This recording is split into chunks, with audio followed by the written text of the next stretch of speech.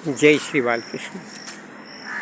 ये है निर्मल स्थान हम लोग देख रहे हैं, जहाँ स्वामी अमर चैतन्य प्रभु जी वाराणसी से चल कर के आए और उन्होंने यह प्लान बनाया कि हम इस नगरी में महाराष्ट्र कोल्हापुर ये लक्ष्मी जी का प्रधान पीठ है। यहाँ हम लोग फिर से एक जागृति पैदा करने के चक्कर में यहाँ आए। स्वामी अमर चैतन्य प्रभु जी उन्होंने सोचा कि इस प्रांगण में माँ लक्ष्मी के धाम में हम अमर की कथा सुनाएंगे, परंतु यहाँ स्थान नहीं मिल सका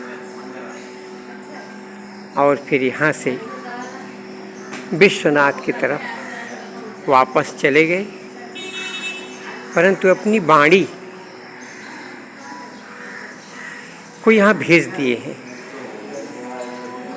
जो श्रीमद् भागवत महापुराण है, सच यही स्वामी अमर चैतन्य प्रभु जी की मन की भावना भी है, वाणी भी है, जो भाषाबद्ध हो गई है। उन्होंने दिखाया प्रेम प्रकट करने के लिए। भगवान से ज़्यादा मनुष्य की आवश्यकता है। भगवान को तो कोई देख नहीं सकता, जब तक वो निराकार हैं हमसे कोई बात हो नहीं सकती है। उनको तो साकार बनाना पड़ेगा। तो साकार बनाने के लिए उन्होंने अपने मन में रामायण को सोचा और रामायण की रचना मन में कर दी। वह उन्होंने एकदम हिंदी में किया। यद्यपि कि माध्यम वाल्मीकि जी थे, जो रामायण शिव जी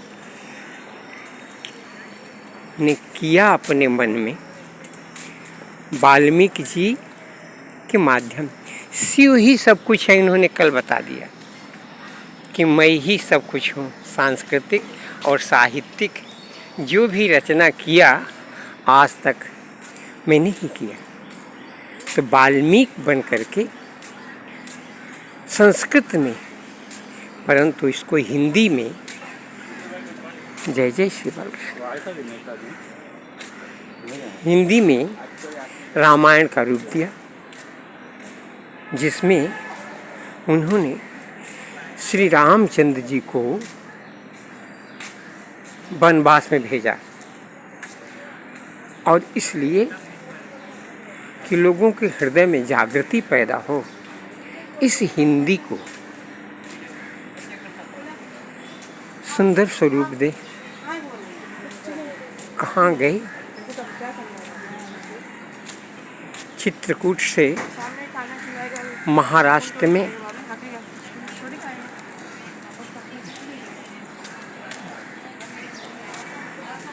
नर्मदा नदी के तट पर स्थान चुन लिया और वहीं माँ सीता लक्ष्मण जी के साथ पंचकुटी बनाकर रहे, जहाँ महाराष्ट्र की छवि प्रकट की गई। यहाँ ही सब ऋषि महर्षियों से मुलाकात हुई। इसीलिए महाराष्ट्र को ऋषि भूमि कहा जाता है। यहाँ के ही माध्यम से ही सारा संसार चल सकता है। ये इसीलिए स्थापना ऐसी हुई है कि महालक्ष्मी की पीठ, श्री गणेश जी का प्रथम पूज्य स्थान महाराष्ट्र है। स्वामी अमर चैतन्य प्रभु जी ने सोचा कि यह परिस्थिति धीरे धीरे कमज़ोर हो रही है।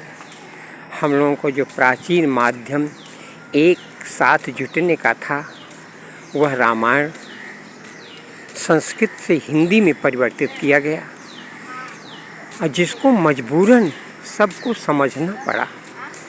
रामचंद्र जी यहाँ से दक्षिण भारत में गए जहाँ के लोग हिंदी का एक शब्द भी नहीं जानते, परंतु वहाँ भी उन्होंने हिंदी लोगों से बुलवाया और समझवाया। आज ये परिस्थिति है कि पुनः हिंदी के ऊपर प्रहार हो रहा है। इसलिए स्वामी अमर चैतन्य प्रभु जी जो रचना कर रहे हैं, एक बालक को पैदा किया उन्होंने और उसको ये दिखाए कि तुम ब्रह्म जो हो बालक बन करके आओ, इतना बड़ा रूप मत बनाओ। छोटा छोटा क्या होता है? अक्षर है। आदमी उसको टेढ़ा मेढ़ा भी लिख देता है, लेकिन जब स्वरूप बना लेता है तो बोलता है। स्वामी अमर चैतन्य प्रभु जी ने श्रीमद् भागवत की रचना की और फिर वो संस्कृत में हुआ और संस्कृत से पुनः लोगों को हिंदी में समझाने का, बताने का, प्रेम का कार्य प्रारंभ हुआ। और फिर से अब वो यहाँ महाराष्ट्र में एक स्थापना करना चाहते हैं। यहाँ के लोग शिव जी को ज़्यादा मानते हैं। शिवाजी महाराज साजी चतुरंग वीर रंग में तुरंग चढ़ी, सरजा शिवाजी जंग जीतन चले हैं। कैसे? वो कहते हैं जय भवानी जय शिवाजी, शिवाजी का नाम।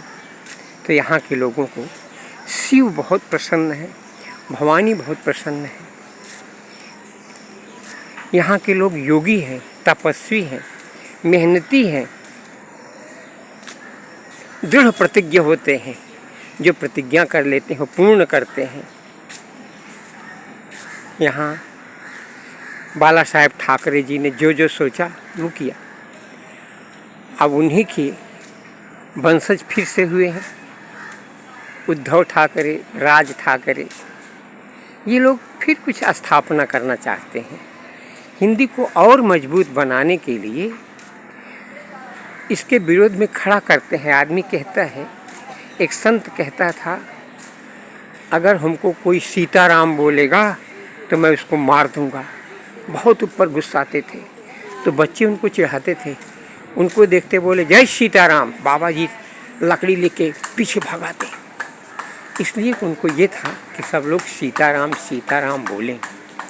ऐसे ही हमारी प्राचीन संस्कृति के जिसको सम्मान मिलता है,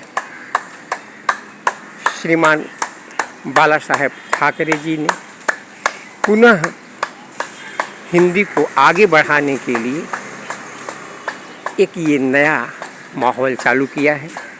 उसी माहौल को सिद्ध करने के लिए स्वामी